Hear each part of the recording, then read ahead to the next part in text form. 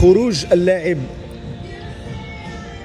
المسكه الحره، خروج اللاعب المسكه الحره ودخول واحد العصير اللي خصنا نستعملوه ضروري في الصيف. هذا العصير هذا فيه ثلاثه المكونات بساط ومهمين، واول مكون اللي خصك تاخذه في الصيف الا كان بيولوجي هو النعناع. فيه واحد الخاصيات مضاده للبكتيريا. الصيف تنقدروا نتسمموا بزاف، وقع لنا تسممات غذائيه. النعناع شنو كيدير؟ عنده قوه الهضم جيده، النصران تيخدم مزيان، الانتفاخات تحيدو، خصوصا الغازات تحاول تطرد الغازات ديالك. وبالتالي في هذا العصير هذا السحري الثلاثي الجميل جدا يتكون من نعناع اللي هو مهم للهضم ويعطيني بروده او يعطيني فريشور ويبرد لي الجسم ديالي في الصيف. المكون الثاني هو الحامض. الحامض باش معروف بانه عنده واحد لو بي اش اسيد، يعني يساعد على توازن حموضه الجسم، يعني ما بين الحموضه والقاعديه اللي كاين في الجسم ديالنا. كيعاون على الهضم، تيقوي لي المناعه ومصدر للفيتامين سي، وبالتالي مش كنهضر لك على فيتامين سي، كنهضر لك على مناعه جيده وبشره جيده. كنزيد عليه الماء، وبالتالي فالجسم ديالي محتاج الكتروليتات، فالماء زائد الحامض غيعطوني معادن مهمه اللي غترطب لي الجسم ديالي. ثلاثي كيجي حتى في المذاق